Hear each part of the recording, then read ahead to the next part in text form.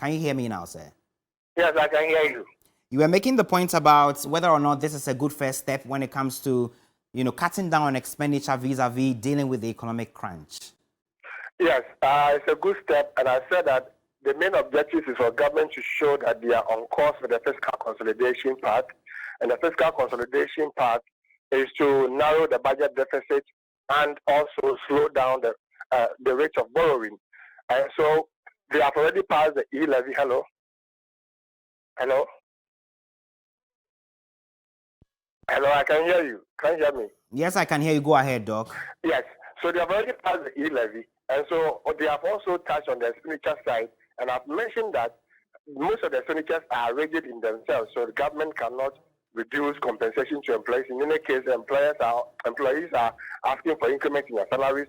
Government cannot reduce interest payments. So the only expenditure that the government can touch now is its own expenditure that's transferred to MMDAs and NDA.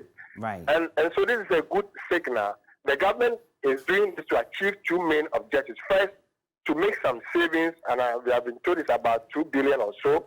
And then secondly, to send a strong signal and win the confidence, to restore confidence in Ghanaians and also confidence from the international community. Now, some have said that even some of these measures, as we have it, once they are targeted as cutting down on expenditure, some of them do not yield much because then there's still loopholes in the system that have to be plugged. How would you reckon government deals with these loopholes so these salary cuts we are saying do not end up going in vain? Yeah, you are right. I mean, many people, when they went for the town hall meeting, many people made reference to the Auditor General's report of misappropriation of some funds.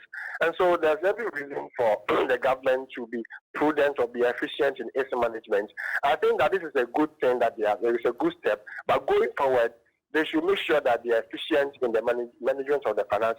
There are loopholes when it comes to revenue generation, and there are also loopholes when it comes to application. So on both sides, I think the government should be prudent. Civil society organizations, those of us in academia, those of you in media, we are all doing our best to put government on its toes. And so we are just making a call on government that yes, they have started on good foot, but they should go ahead and also make sure that they plug all the loopholes in revenue generation and be efficient in the management. We know the way they are doing the digitization can also help with the revenue generation. And I'll give you a typical example. If you ask somebody to go and collect property rate and collect cash, the person is likely to pocket some of the money. Right. But if it's a short code, say star, whatever hash, and that gives the person the go ahead to make the payment of the property rate, that would ensure efficiency in revenue generation. So let's tie in digitization with the revenue generation, reduce the interpersonal relations when it comes to revenue generation. We know the paperless transaction thing that is at the port. It is helping.